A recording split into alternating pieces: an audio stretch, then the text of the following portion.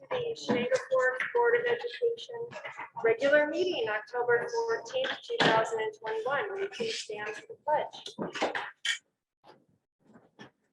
Allegiance to the flag of the United States of America and to the republic for which it stands, one nation, under God, indivisible, with liberty and justice for all.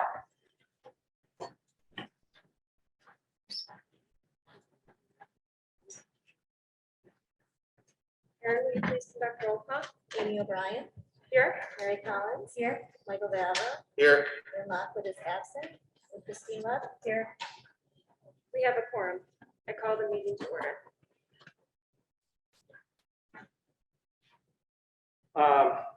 This month is School Board Recognition Month. And so we'd like to thank our school board members. I'd just like to thank you, the members of the Chenango Forks Board of Education, for all that you do, both collectively and individually, for Chenango Forks Central School District. Being a school board member is not easy, and we appreciate the efforts that each of you put in to make CF a community where learners excel. Your commitment to improving our district and doing what is best for our students does not go unnoticed, and on behalf of the students, faculty, and staff of Chenango Forks, we appreciate your continued perseverance in ensuring that we have a healthy and safe school environment to work and learn in. And so each one of the schools has done something a little bit different to recognize you. And the elementary school has provided this banner for you to say thank you. And the middle school has provided refreshments for you over there. And before we go to refreshments, the high school is going to provide us with a little musical interlude. Mr. Starr. Thank you. All right, so we are the Chenango Forks High School Rhythm and Blue Jazz Band. We've only been rehearsing for 2 weeks, so we put this together in 2 weeks for you. We're also missing about 5 people because of the soccer game and for various other reasons. So without further ado, here's Funky Town.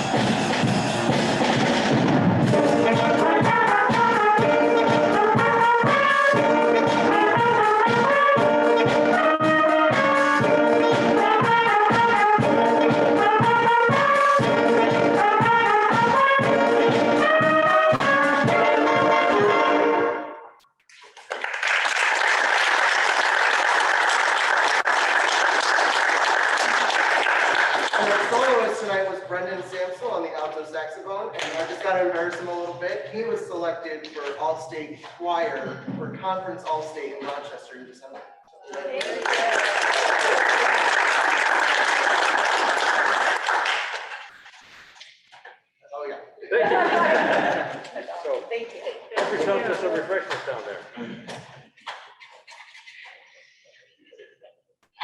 I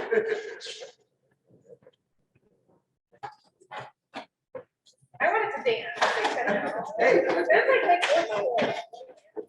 we'll be back again for the next summer concert. Yeah, thank you.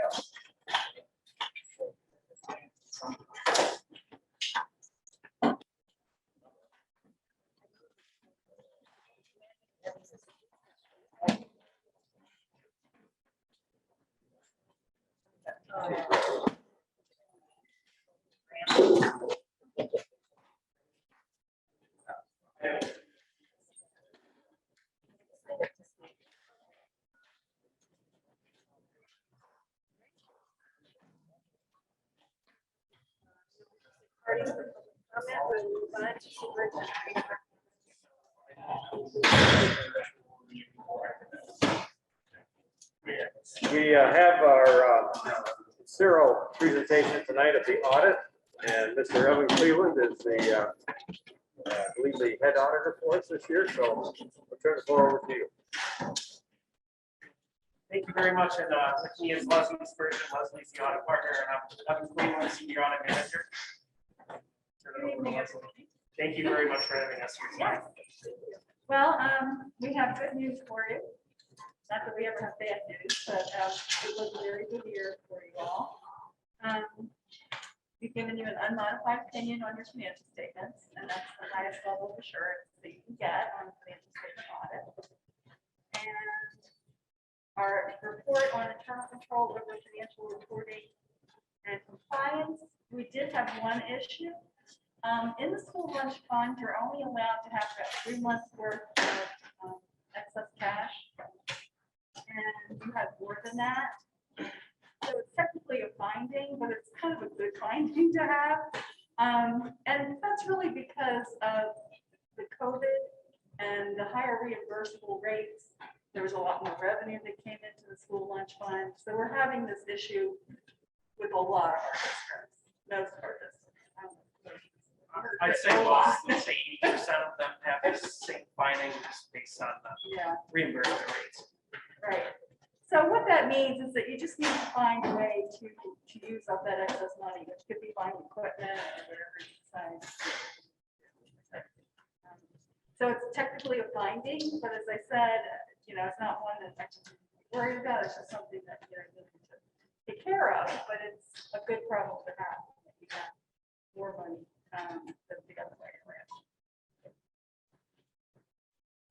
And then we also do our single audit, which is a federal compliance audit, and we did the special education cluster this year, and we had no findings there. We had no management letter comments to make.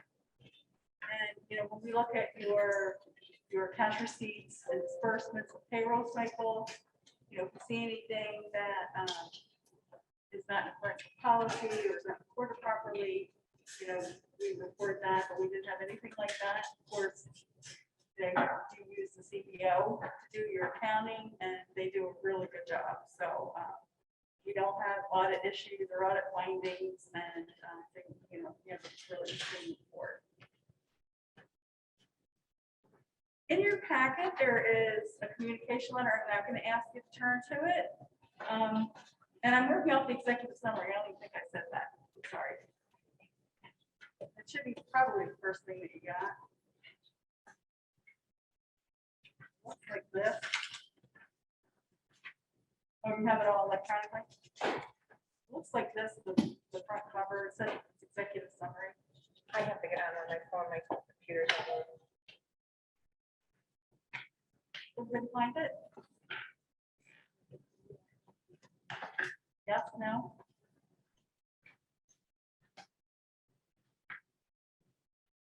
It's under section 5.2. All right, well, you don't necessarily have to have it. There's some bulleted items that talks about what's in the communication letter. I'll just go over it. You don't have to have it in front of you. So it talks about accounting practices. Didn't have any issue with any of your accounting practices. There was a new accounting pronouncement that got implemented this year that just changed the definition of what's a fiduciary activity, moved things around as far as where it's reported, but it didn't really change any numbers. in the financial statements are estimates on the government-wide level. Estimates, so things like calculating accumulated depreciation, you have to take the useful life of the fixed assets. So that's an estimate. Your pension and post-retiree health insurance liabilities that you have that are actuarially determined have lots of different kinds of estimates in it. And then under accounting practices, it's just an awareness that there are certain footnote disclosures in the big book that you might want to take a look at, things, for the bigger ticket type items. We had no difficulties in performing the audit. There again, the audit always goes really smoothly. So thanks to Mark and the CEO for all their help and program people as well. No disagreements with management representations. Management signs a letter that basically says that they own all the assets, their debt is recorded properly. They are not being sued, that they have this huge liability out there that they haven't told us about, that kind of thing. No management, no consultants with other independent accountants or other findings or issues. And then there's a section on other matters, just talks about our responsibility with the supplementary information that accompanies the basic financial statements. That's the communication letter per se. And then we have the extra classroom audit. We do a special or separate audit for that. And we've given you an unmodified opinion on that report as well. And I'm very pleased to say that there were no findings with the extra class. And that's a pretty remarkable thing.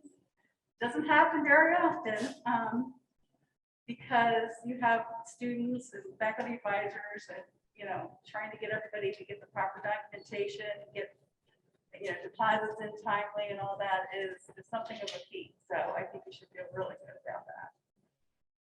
I believe it's the third year in a row we have had no findings, and Nancy does an incredible job. We have very few schools that don't have any extra classroom findings.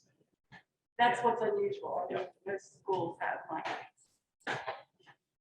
Any questions about the audit process itself or anything that I just went over? Any of the reports I just went over?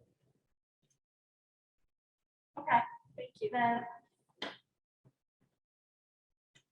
why don't we just go through Sure. the highlight? All right. So then the school district ended the year with total assets of 8.9 million, with the total fund balances of 5.9 million. Your unassigned fund balance, which is expendable fund balance, was 1.3 million. That was within 4% of your succeeding year's budget, which is in compliance with section 1418 of New York State real property tax law.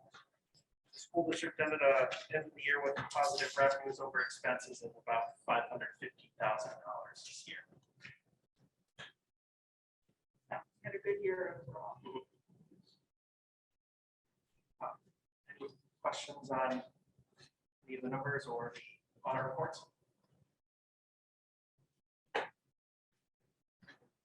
Okay. All right, well, we did meet with the audit committee and went over in more detail than we did here tonight, obviously. So, all right, well, thank you very much for your time. Thank you. Thank you. Thank you. Privilege working with all of you. Thank you all very much, and it was great to see that. First time we've had a band. Thank you. Thank you. Thank you.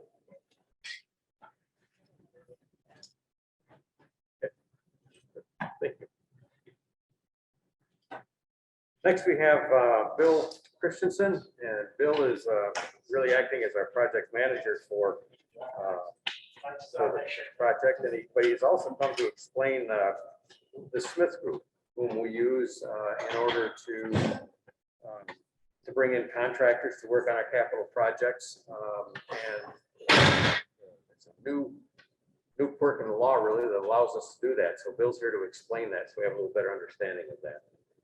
Bill? Yep, thank you, Mr. Stevens, and I promise to be brief. Understanding the Smith Group and understanding alternative ways of procurement is something that is relatively new, as Greg mentioned. It's really in the last 4 years, you're starting to see more and more construction projects.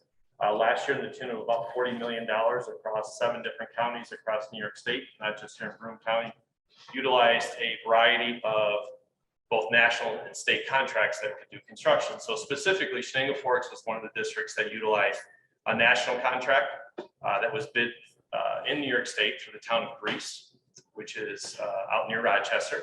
It was a competitively bid process that uses a construction index. I don't want to get super technical with you, but a construction index called RS means. And so the advantage, basically how this works is, you know, the traditional route. Everyone knows the traditional route. An architect draws drawings. They go to state ed. They come out of state ed. You go out to bid. Local contractors compete on those drawings. And we call it bid day or game day. They sharpen their pencils and they give you a number. And we know that that is not always the best process as far as pricing. You've heard of things called change orders. You've heard of things called budgets. And obviously this process. But in this process, more specifically, it is already pre-bid. Not your project per se, but the process has already been pre-bid. So for example, if you were going to build this room, there's a bunch of tasks that it would take. A contractor has already bid those tasks as a whole, and therefore it makes them eligible to price your project against that. The simplest way to understand it, quite honestly, is you use it every single day with state contract purchases. So you buy state contract copy paper, someone bid copy paper for you. It could have been BOCES, it could have been a regional contract, it could have been another state agency that bid it, and then you pay that price. You're awarding tonight a meat bid through your consent agenda. Also very similar. What you were doing in the construction world is something very similar where we piggyback off of that. So for the sake of tonight, that's a very high level explanation. As we go through the process, you're going to hear about this again when we're ready to, as your project comes out of state ed, and we're talking about how to procure it. Part of our role as a construction manager is to present to you a variety of different ways that we recommend you procure this project. One, of course, is bidding. Another one is state contract. Another one would be national contracts. Another one would be piggyback type contract. So there's actually 5 different ways to procure construction.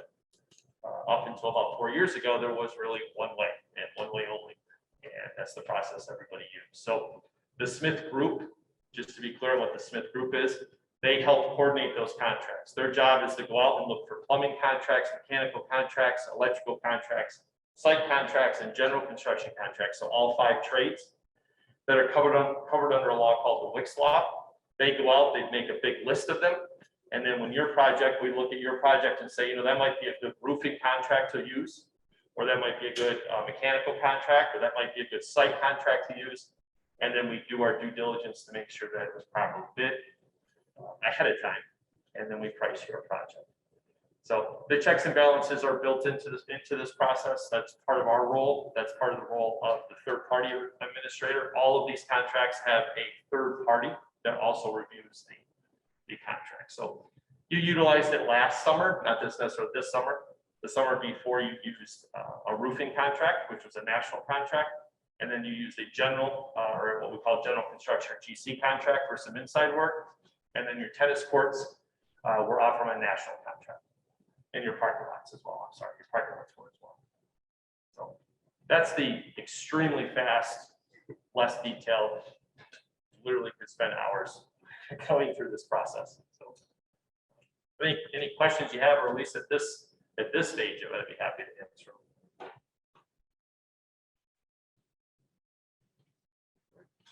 Looks like we move on to the capital projects update.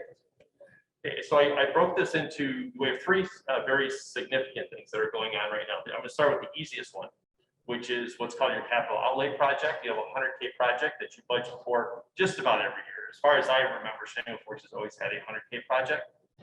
This current year, the 21-22 100K project, which must be completed by June 30 of 2022, is the playground, the elementary school playground, a surfacing, a softer surfacing is the easiest way. It's what's called porous pavement, a soft surface.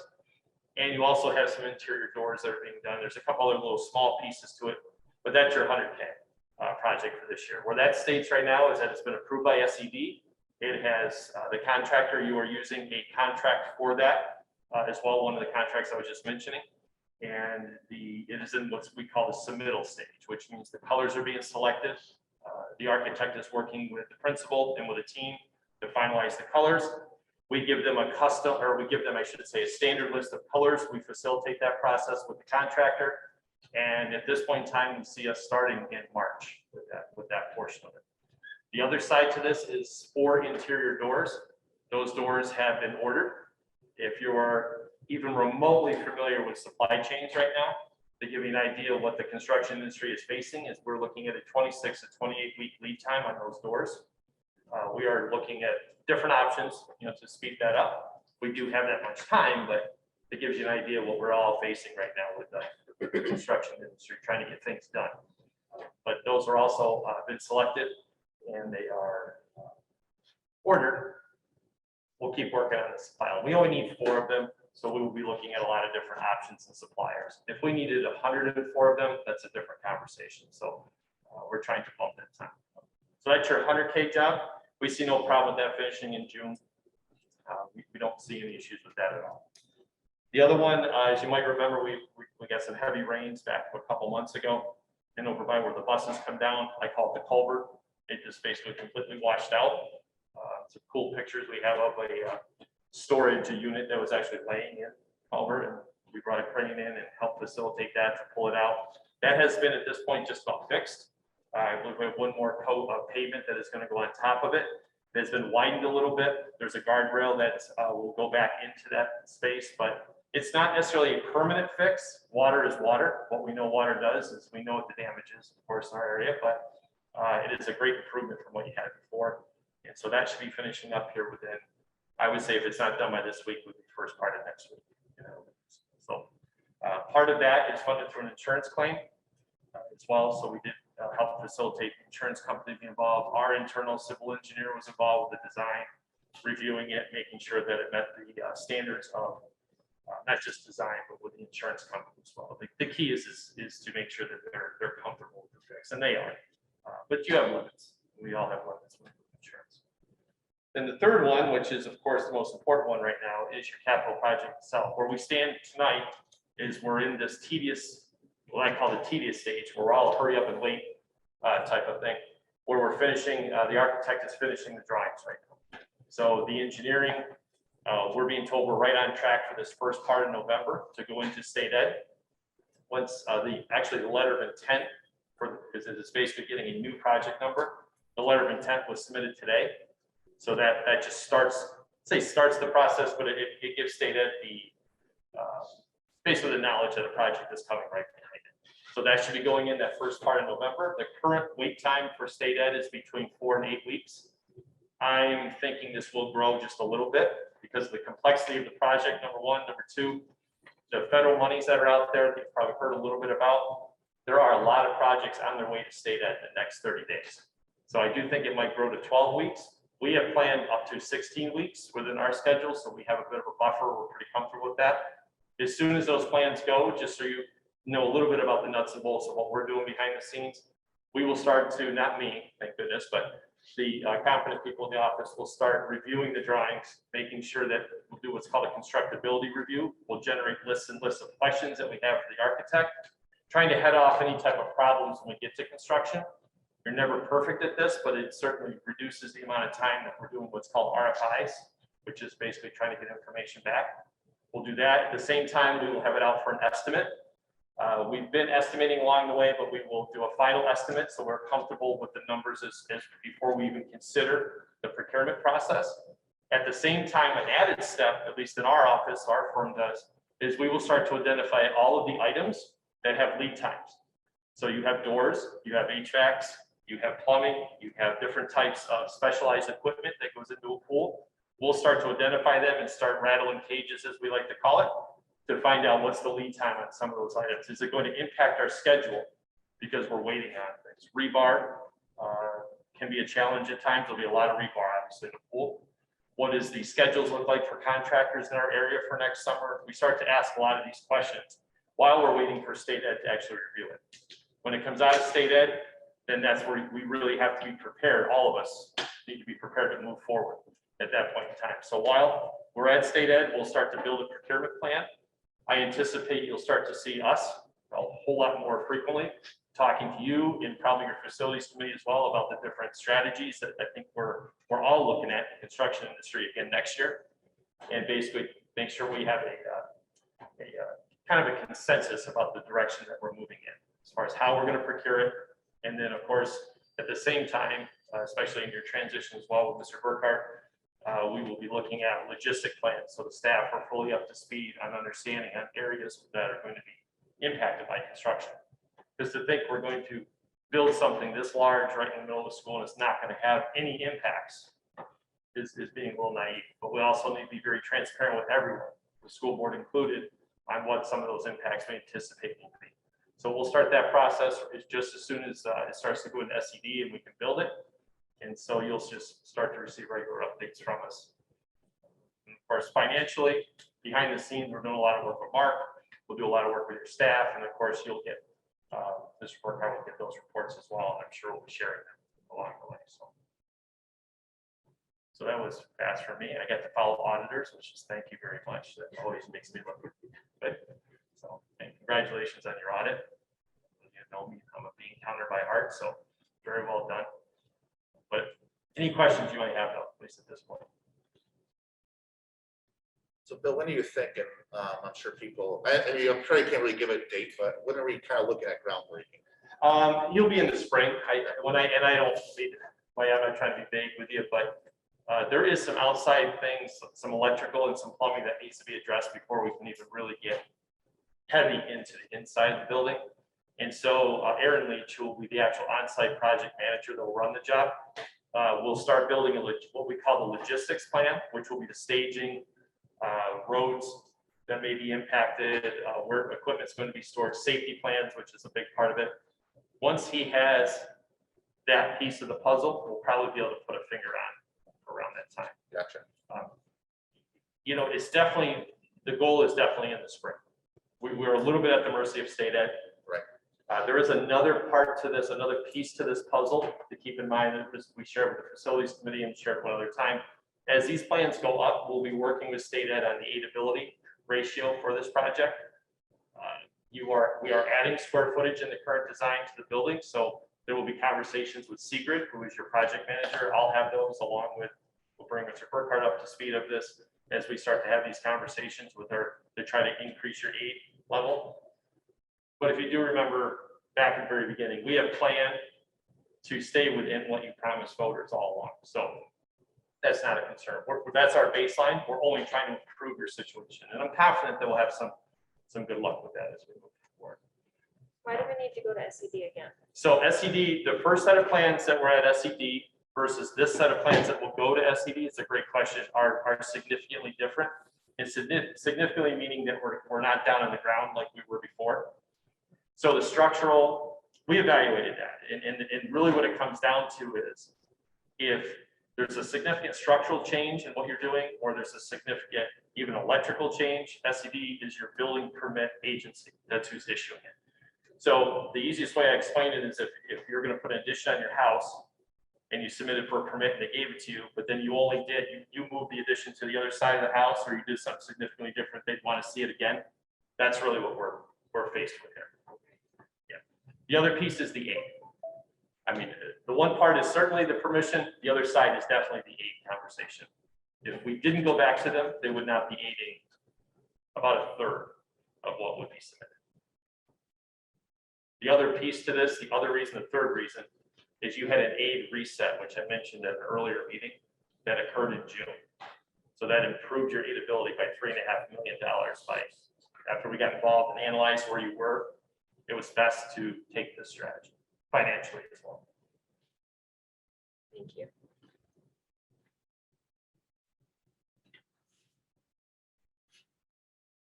Anything else? All right.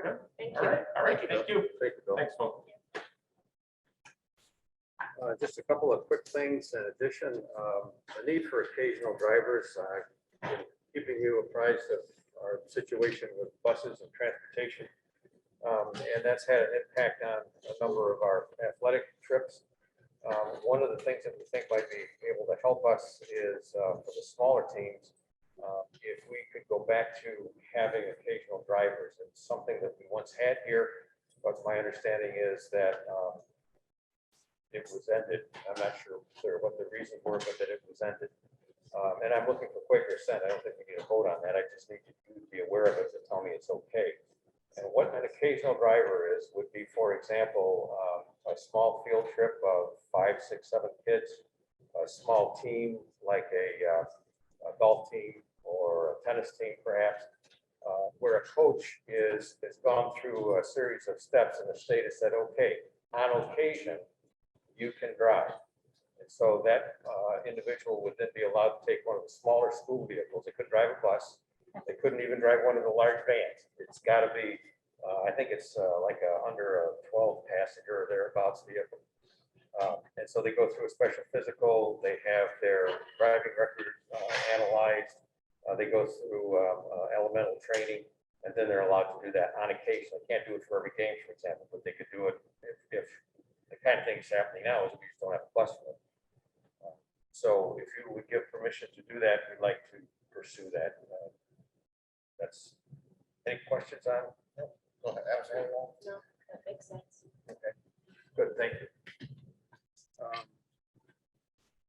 The other thing is, today, every Thursday, the superintendents in this BOCES and the district superintendent get together on a Zoom with the Department of Health, Room Department of Health, and the executive administrator for the county executive.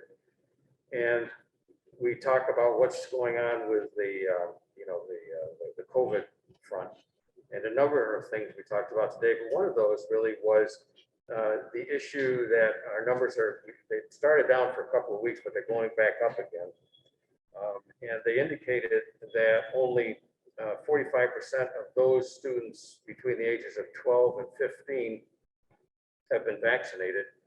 And only about 45% of those between the ages of 16 and 25 have been completely vaccinated, meaning 2 vaccines.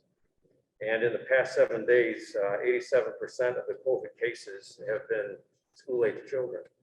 They're really becoming concerned about that. And so one of the things they're doing to try and answer that is to hold vaccine clinics in schools for students who have permission from their parents to get the vaccine, to make it as simple as possible.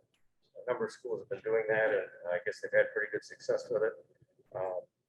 So I bring that to you to find out if that's something that you'd be interested in doing for our kids. Open it up for discussion. The 12 to 18-year-old vaccine is not FDA approved, is that correct? Only the 18 and up? 16 and up. Beg pardon? 16 and up. Are you sure 16? I was under the assumption it was 18 and up. Yeah.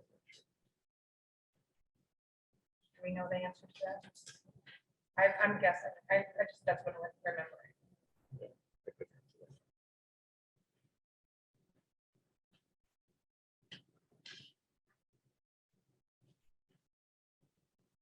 I have no issue holding a clinic here. I mean, that's how I feel. So if we're able to do one and help people out, then I'm for it. I'm a little concerned with knowing that. I would like to make sure that I believe it's not FDA approved for that age group. I would like to wait for FDA approval. Having a clinic opportunity is a great thing on campus, because we're centrally located as part of the community, but I'm just not 100% sure it's approved. I just think it doesn't, we're under no liability, obviously, if any adverse. It would be the county that would come in and run the clinic. Yeah. County would do. Well, that's different from the younger ones, the ones that they're still, that have not been FDA approved. I know that, to the 5 to 12. Yeah, 5 to 12. But this is the 12 to 15. Lynn, right here on the, Christine, right on the CDC site, it's 16 and up.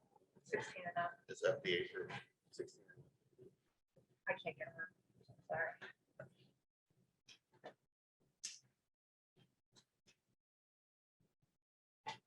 I'm not comfortable with it. If I was gonna do it.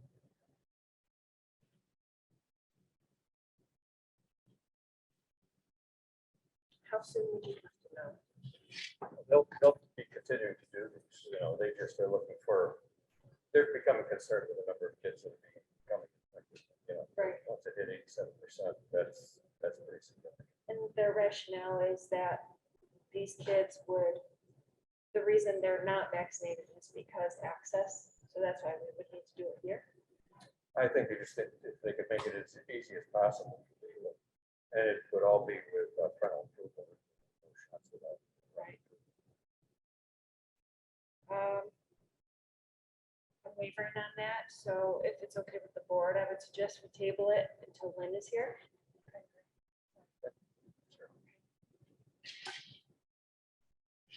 The, And can we find out from the BOH next time you have that call? why don't you shoot your questions to me by email? Yeah. Thank you, that's good, thank you. Tech committees, the school tech committee is going to begin meeting, and they're looking for a board member to sit on that committee and then bring the information back to the board as a whole. It meets quarterly, and that means 4 to 5 times a year. They meet 3:15 to 4 o'clock, and the first meeting is going to be on Tuesday, October 26th. And if you can't be present, you could Zoom. So they just really want to have somebody from the board, if they could, for that 45 minutes or an hour period of time, 4 to 5 times a year to bring that information back to the board, keep them apprised of what's going on from a technological standpoint in the district. And this committee makes decisions regarding software, makes decisions regarding quantity of hardware, what type of hardware, professional development for the technology. It does some forward planning in terms of where we would like to be in 3 or 4 years. So anyone who's got a technological bent, we'd love to have them on that committee. Can we nominate Lynn? I was thinking that too. Yeah. I don't know if she could I accommodate know. those I'm hours. just kidding, just kidding. I can stop that committee. Yeah, Thank you, Kristen. and you'll send me the details. Yeah. Thank you.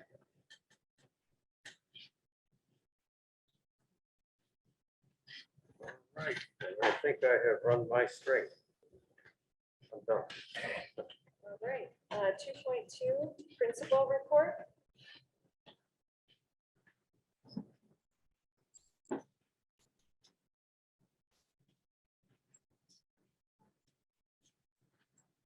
Good evening. Hello.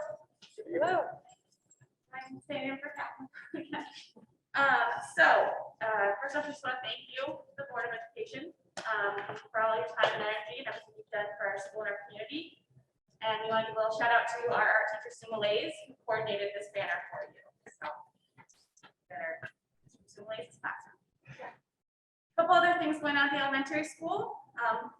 One is our partnership with Ag in the Classroom, in which teachers and students alike get to work virtually and in person this year with different aspects of that program, including CC2Go, who will be visiting next week. Apple Hills Farm, they visited that virtually. We have lessons on Native Americans, farm life, and just a big variety of all the agriculture in the region. So that program is really popular, and our teachers are definitely taking advantage of it and getting our students involved in it. Also happening in first grade this Friday and next Friday, our students are going to get a sneak peek at some community helpers. So we have representatives from NYSEG, plumbing, we have a plumber coming, farmers coming, police officer, and also workers from the town of Chenango coming to expose our students to different professions. And lastly, our school received a $400 check from Weiss Market up on Upper Front Street. And this was part of Weiss for School program, and we're really grateful to have their support. That's what's happening in elementary right now. Thank you. Thank you. All right, so from the middle school, we're also receiving a $400 check for Wise Market. So we thank our staff and community members that utilize our school code when they shop at Wise. We just got an email to sign up again this year, so we'll see what happens. In terms of the banner update, we have purchased the banners. They should be delivered next week, we're told. Okay. At this point, we have 52 sponsors, which is awesome. So thank you to those that have supported this effort so far. We are still looking for more sponsors. We did send some letters out to local businesses because we did order 65 banners. Okay. We decided to lower the number because the company told us they could get us replacements at any point, and it would actually be cheaper because they could just purchase a banner for us and we wouldn't have to buy the hardware. So we lowered it by 20 banners. We are at the 5-week point of the school year already, in the middle school and the high school. So our teachers are currently in the process of reaching out with our 5-week phone calls to families to build our school to home connection. And then as a focus on our social emotional health of our students, last Thursday we did hold a cookout with music for all grade levels during lunch blocks. So Mr. Hogan and myself had on our aprons and we grilled hamburgers and hot dogs for the kids. So we thank Food Services for their help and for their support with this as well. We have 2 teams of students, so 8 total students that are going to participate in the Regional Engineering and STEM Day, which is occurring on November 9th, and that's at BT BOCES this year. So they will compete against other area schools to create the best functional Rube Goldberg machine. So we'll see what happens. Hopefully I can report at the next board meeting how successful we were. And then lastly, thank you to the Board of Education for your service, time, and support of Chenango Forks. Our 6th grade FAC students and Mrs. Shouty baked those pumpkin chocolate chip cookies for you. And there is a gluten-free option as well. All right. So hope you enjoy. They also created a recipe card for you. So I will put that over on the table so that you can bake them at home for yourself as well. Thank you. Yes. That's very nice. Thank you. So piggyback on that, obviously, thank you for all that you do for the district, and obviously, Con did a great job with the band. So hopefully you enjoyed that. Unfortunately, we don't have any takeaways for you. You can't take an instrument home or anything like that, but hopefully they enjoyed the show. As far as some other highlights from the high school, we had our Back to Basics program at the beginning of the school year.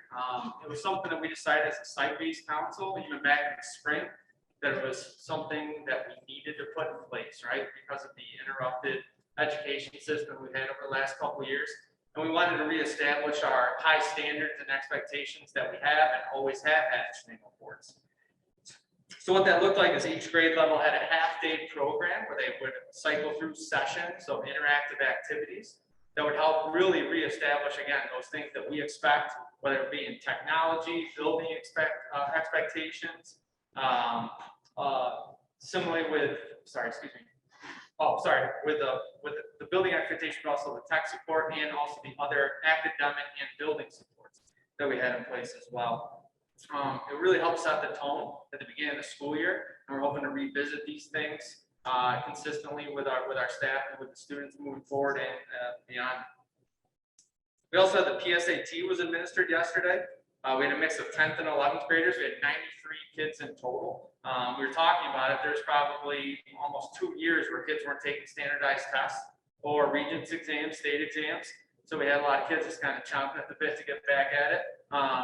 They did say it was quite eye-opening, so it was a good experience for them, obviously in preparation for the SAT. The guidance department did a great job in organizing the exam, as well as our building and grounds crew did an amazing job with a quick setup and breakdown, so that way it was as little disruption to our school day as possible. So good experience for the kids. And then we've had homecoming festivities this week. So this is actually Spirit Week. We've had Jersey Day, Cowboy Day, Vintage Day, and then tomorrow School Spirit Day, where the various classes are wearing different colors, which would be great. It's awesome to see the staff and students be involved in that process as well. We have the pep rally, tomorrow afternoon. And then we're still holding out hope that we can have the Forks bonfire tomorrow evening. We'll see what the weather report looks like. And then the dance is on Saturday night. So we're excited to have that as our culminating event. That's it from the high school.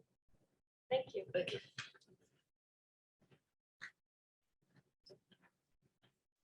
Okay, 2.3 board report.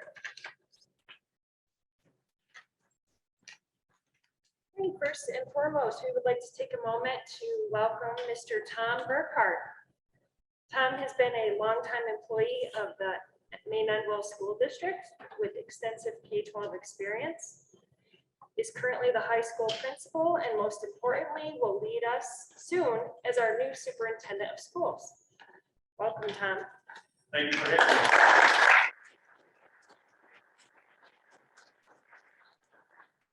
Very excited to get started.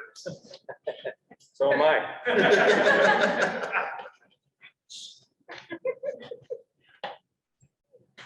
Policy committee.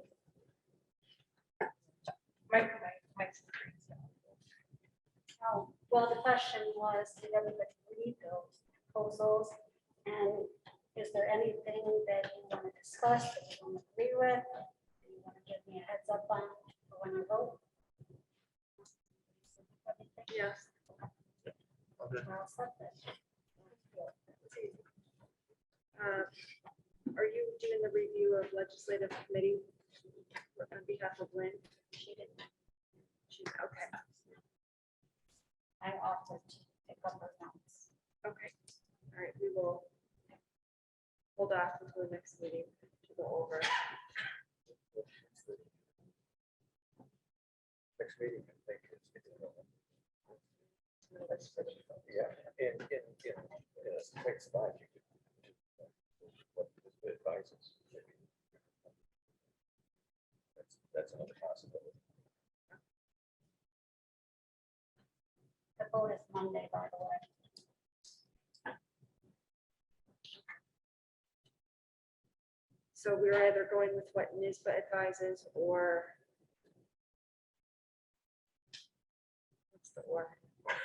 They're pretty much the choice, they're not voting on. Okay, Yeah, I think. got it. Okay, emails. Had emails with 3 different types of questions. One was with regard to homecoming. And they had to do, those questions had to do primarily with the tents and with our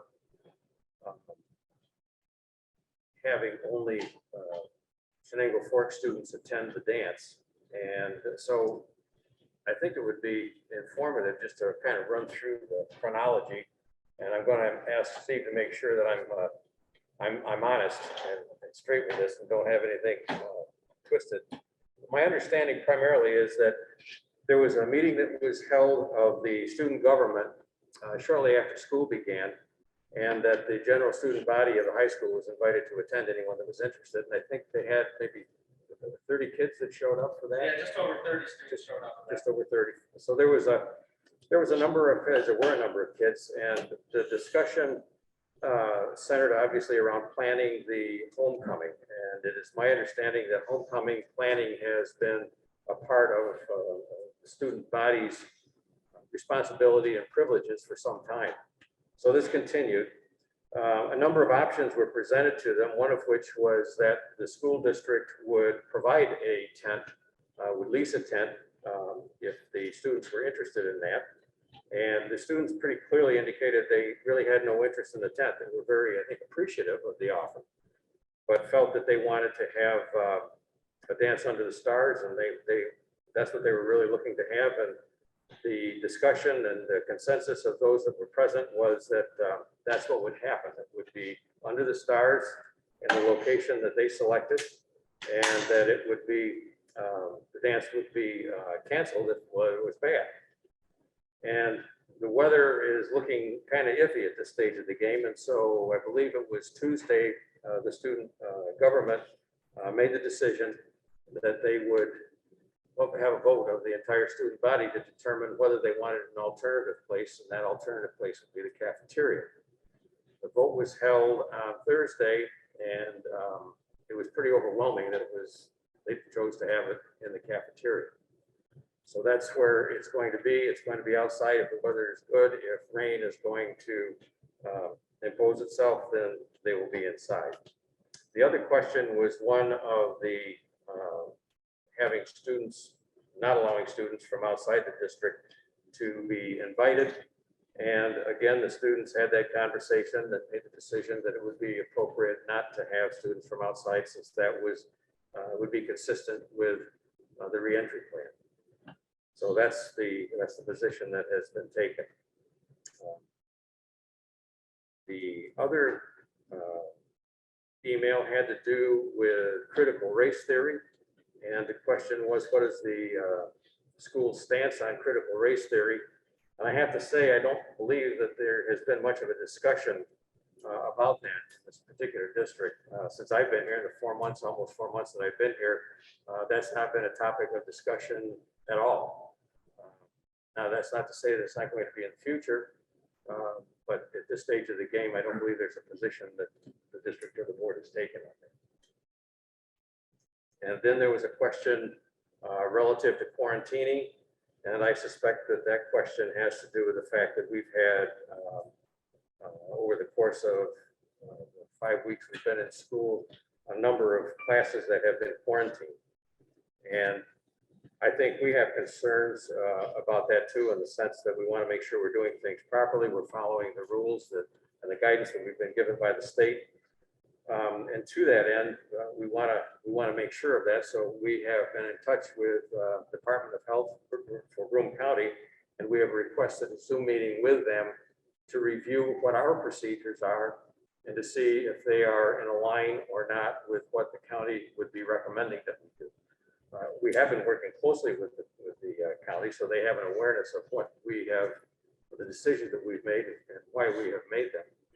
But we want to make sure that we are in alignment with what they would recommend. So Mrs. Forby has made those contacts, and we're waiting to set that date and time up. And that would be a Zoom with our nurses and our principals to make sure that everyone is understanding the same thing.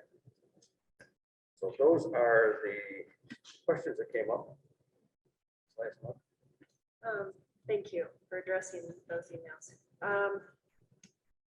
As you talk about quarantines, I've been thinking a lot about this lately, and I wonder, do we have the data of how many students who are put on, healthy students who have been exposed and are put on quarantine? Do we know out of all of those quarantine students, how many result in a COVID positive case? We don't, but we could get that information, and what we could do is get that information, and I could send that to you on Fridays with our chronicles. I don't think that would be hard to pull. I just think that would be good data to have moving forward. And recently I learned about test to stay. As a matter of fact, I think it was on the news briefly last night, and wondered if the district might be considering a modification to our current COVID reentry plan to, rather than quarantining healthy students who have been potentially exposed, utilizing test to stay. I'm not familiar with it, but we can look into that, and maybe that's one of the questions we could ask the BOE as well. Other states have done it where if students have been identified as potentially exposed, they could undergo periodic rapid testing in order to stay until they were experiencing, if they're experiencing symptoms, that would be another story. But I thought perhaps this could keep more of our kids in their seats. Speaking of as a parent of a daughter who has been quarantined, I believe 5 times and never once COVID positive. Thank you. That's just something that I wanted to bring up. Does the board have anything else they wish to address? Thank you, Amy, for bringing up test to stay. I think I read about that too, and other districts are doing that. So I wonder how we align with some of the bigger districts. I heard bigger districts are doing similar, so we can maybe look at that data. If we're ever going to modify our plans, we can look at that data too, to see what other schools are doing, if they're indeed doing what I'm hearing. I read a study right on the CDC website, Utah, district in Utah that did the study, and everything is on the CDC website. I've emailed it to the board for your reading pleasure, but it's interesting. Okay, if there's nothing further. Oh, thank you. Yes, okay. Is this for? Yes, and then the thing is, I don't think we can do much without Lynn. We can attempt. So 2 of them. The president's vice president annual meeting is in direct conflict with our next regular meeting. So if possible, I wanted to see if we could reschedule so that Lynn and I could attend, because it's only once a year. It's useful. So that's part 1. Part 2, the contract negotiations should be finalized by the end of next week, and wondered about one of 2 options, either a special meeting or perhaps moving, I don't know if this is even feasible, perhaps moving our November meeting to the end of October. And then we could do, rather than a special meeting, kill two birds with one stone. Thinking the week of October 24th. Yeah, whatever you'd like to do, and we can do that, or you can do a special Zoom. No, we could do that. We could do that. I know scheduling tends to be quite difficult for our board. Perfect. And we have some options. We can get it settled that way, because I know Lynn has a busy schedule. Yeah. so. The week of the 24th, you won't be here? We could propose a Zoom meeting. Okay, then. so would you Later in the week, I can order earlier. would you be able to do a Zoom during that week? I don't think-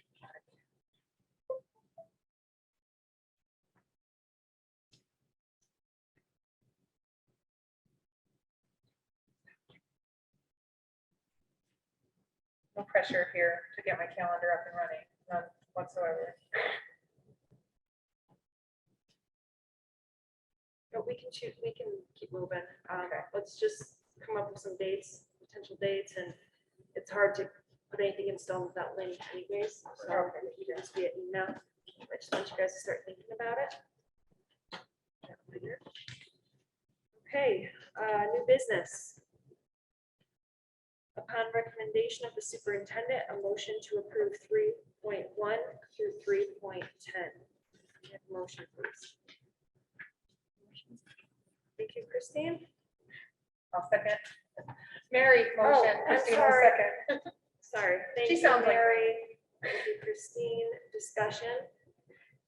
Roll call. Amy O'Brien, Aye. Mary Collins. Aye. Michael Vavra, Aye. Christine Webb. Aye. Motion pass.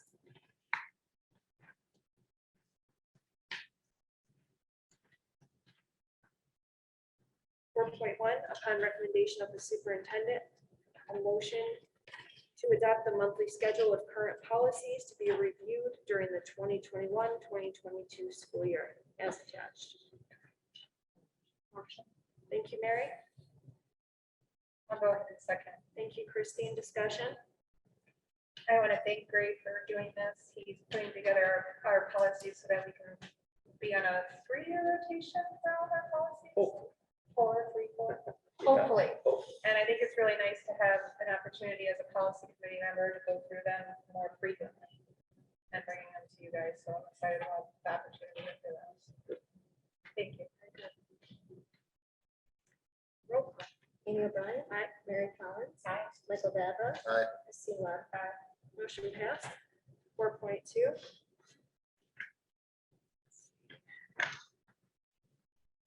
Okay, 4.2 is first reading.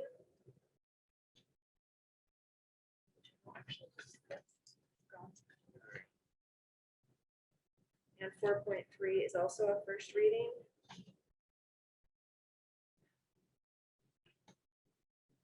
4.4, upon recommendation of the superintendent, a motion to adopt policy number 1440, public inquiries or complaints as attached. Have a motion, please. Motion. Thank you, Mike. Thank you, Mary. Discussion. Roll call. Amy O'Brien. Aye. Mary Collins. Aye. Michael Vavra. Aye. Christine Webb. Aye. Motion passed. And again, thank you, Gray, for getting that up and running.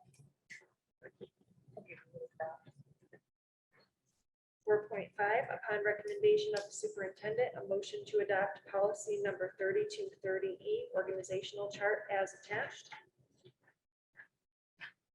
Motion. Thank you, Mike.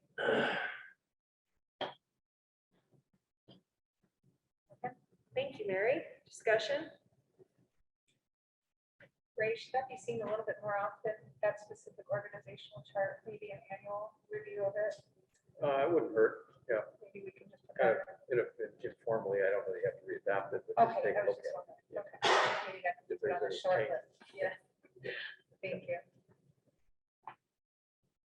Roll call. Amy O'Brien. Aye. Mary Collins. Aye. Michael Vavra. Aye. Christine Webb. Aye. Motion passed.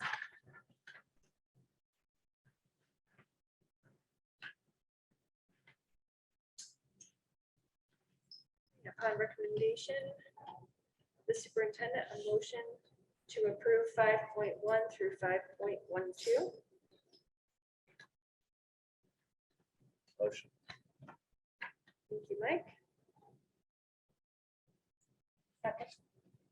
Mary? Thank you, Mary. Discussion? Roll call. Amy O'Brien. Aye. Mary Collins. Aye. Michael Barbara. Aye. Christine Love. Aye. Motion passed. We would like to thank Weiss Markets for two $400 donations to Chenango Forks Middle School and Elementary School, and the Nimmonsburg Rotary Club for a $500 donation to the Chenango Forks Nurses Fund.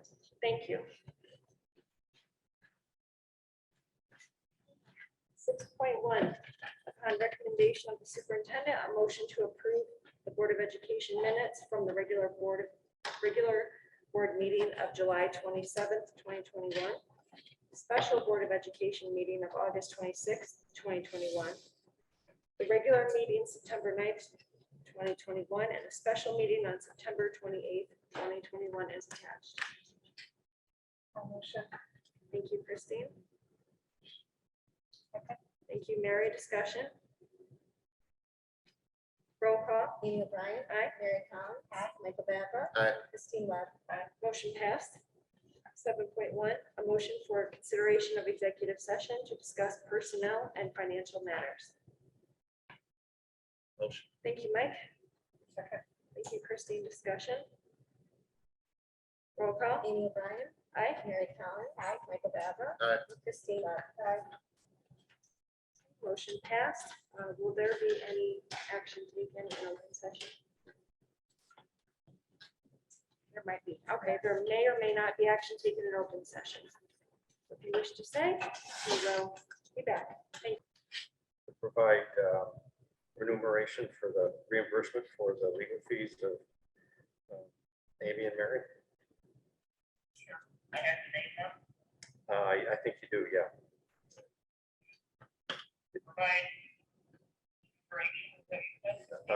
Reimbursement. Yes. Provide reimbursement for legal fees for Amy O'Brien and Mary. I think so. Sure, do you need to call it back into order? No, because we Okay, motion to all right. Okay, so you can. Go ahead.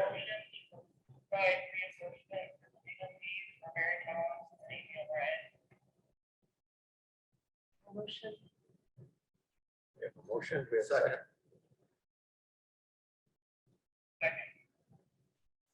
Mike second. Yes, Mike's not. She's several. You want to call for a roll call vote, Lynn?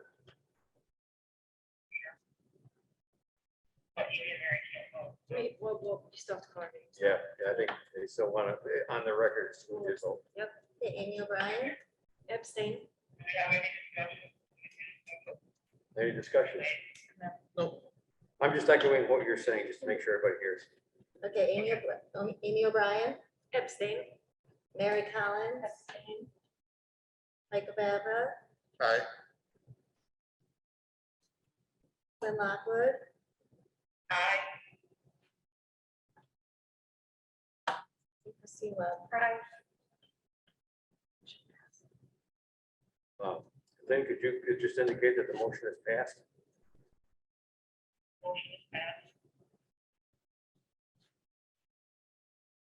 Okay. Back in your report. Okay. 8.1, upon recommendation of the superintendent, a motion to adjourn the meeting. Motion. Thank you, Mike. Second. Thank you, Christine. Discussion, roll call. Amy O'Brien. Aye. Mary Collins. Aye. Mike Barbara. Aye. Lynn Lockwood. Aye. And Christine Love. Aye. Motion passed. The meeting is adjourned. Thank Let me know when we're